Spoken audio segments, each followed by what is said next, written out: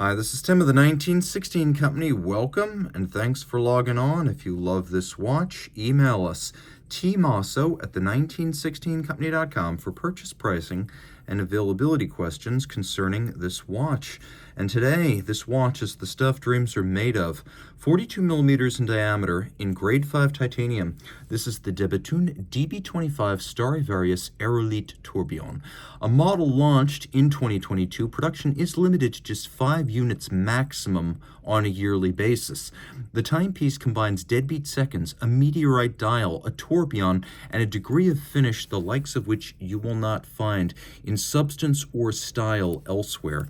So at 42 millimeters in diameter, it's broad but not large. The timepiece is only 11.9 millimeters thick, which is about half a millimeter thinner than a Rolex Daytona, and from lug tip to lug tip, 49.7 millimeters with a 22 millimeter spacing between the lugs. Because the watch is almost entirely made of titanium and sapphire, it's very light. And you can see on my wrist of 16 centimeters circumference, it wears quite well. Now, the over-the-top always exaggerates the width of the watch, so I recommend you pay close attention to this down the barrel shot where you can see that I've got a little bit of clearance on each side of my wrist. The lugs are not overlapping, so I believe you could wear this watch on a wrist as small as 15 centimeters circumference.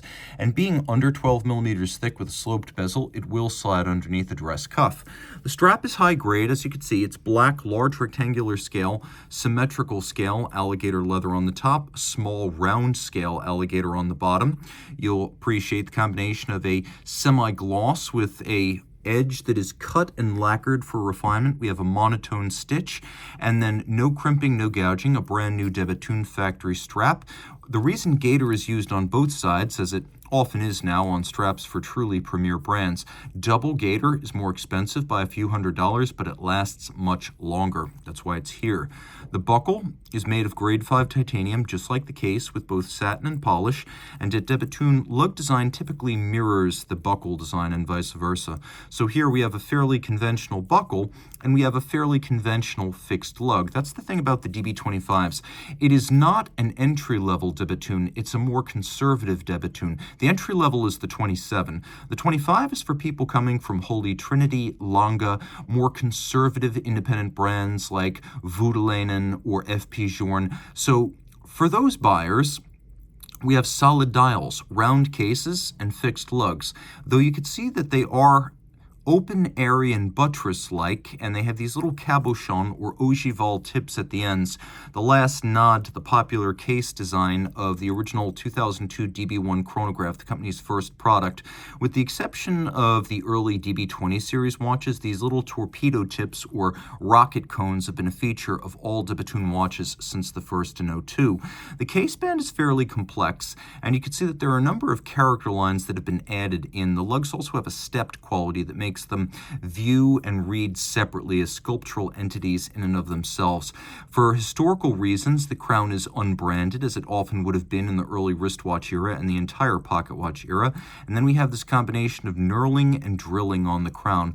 Bethune makes its own dials, cases, movements, even features like balance wheels and hands. And right now they're thinking of taking hairspring manufacture in-house. So when you buy a Bethune, you can rest assured it is all Bethune. So we've got a few things going on here. We have steel polished hands, lancet style for the deadbeat seconds, and then we have breguet style or modified breguet style for the hours and minutes. We have a toroidal track for the hours and the minutes outboard, which feature their own little sectors, and it is a blue on silver print. Taking a close look at the center dial, you can see that we have a meteorite disc. And if you look, you can even see that the track outboard has been cambered. So there's a lot of depth to this dial that you see at second and third glance. So the middle is actually meteorite iron. It comes from a field in Sweden, and they have a giant disc of it the size of a dinner plate at Bethune that they very slowly cut down and lap to create the dials. So the meteorite iron is then etched to create these distinctive Widmanstätten patterns, and it's fired in a kiln to achieve the bluing and the spectrum haze for which de Bethune is rightly known. Now you can see that there is a lot of detail, including rust oxidation here. We have gold leaf that's been applied to create the band of the Milky Way, the distant celestial bodies. The near celestial bodies are actually inserts of white gold, these near stars and planets. You can also see that the firing here doesn't create a uniform blue color. We have the entire spectrum from gold to brown, bronze, violet, purple, and then dark blue. So it's a more complex firing than a standard de Bethune blued hand or case or dial. And because the patterns are unique, no two are alike. Now on the back, the finishing is simply eye-popping. You can see we have these polished caps for the base plate and then the barrel bridge. And if you look, you can see that this is actually two different layers. It's probably easiest to see a little bit inboard near the deadbeat gearing at the center, but this is a very stacked up barrel bridge. It's got a mirror polished cap, and then that mirror polished cap goes on top of the actual barrel bridge, which is why the jewel settings are so recessed. Now the mirror polished cap has been completely specular finished. It is literally flawless and reflective like a mirror.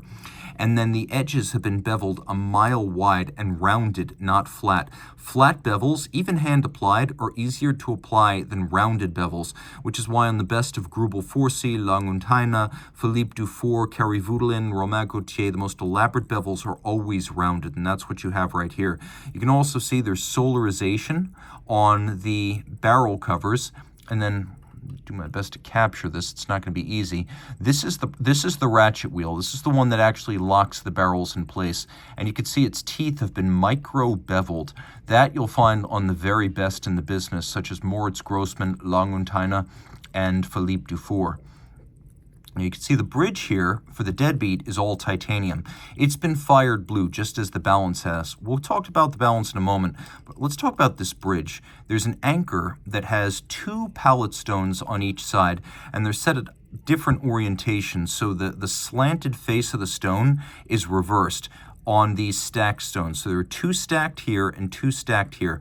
The stones on the bottom alternately hold and release from the 14-karat gold wheel that sits on the lower plane. Between that 14-karat gold wheel and the upper wheel, there is an accumulator spring. Now, as the lower one turns, it loads up the energy into the accumulator spring. Then the upper pallets on this anchor, which rocks back and forth indexed by the lower wheel, the upper pallets are the true locking pallets that release the deadbeat system.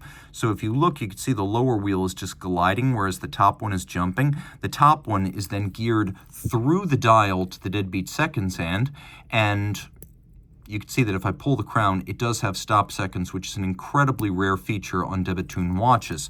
So 14-karat gold escape wheels here because they can operate unlubricated. They're also beautiful.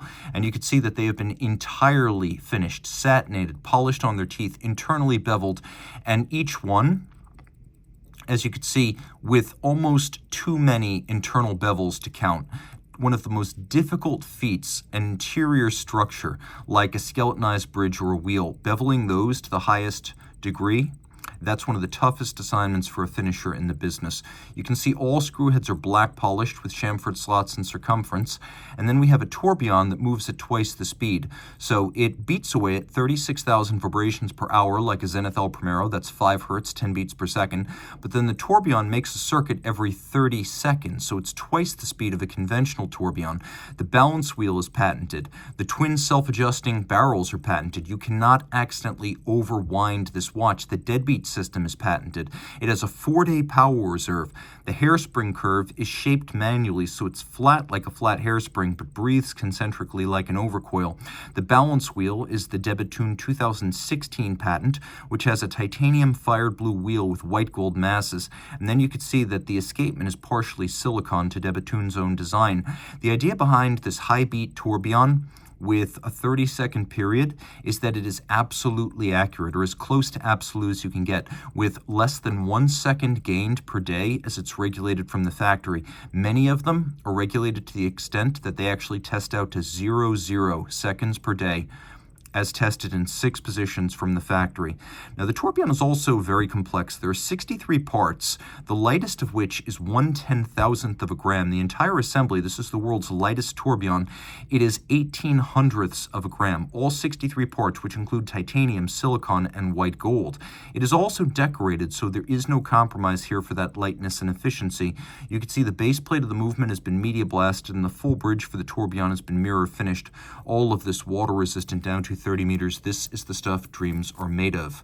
To own one of the 5 made per year, reach out to Team Mosso at the 1916company.com for purchase and pricing details.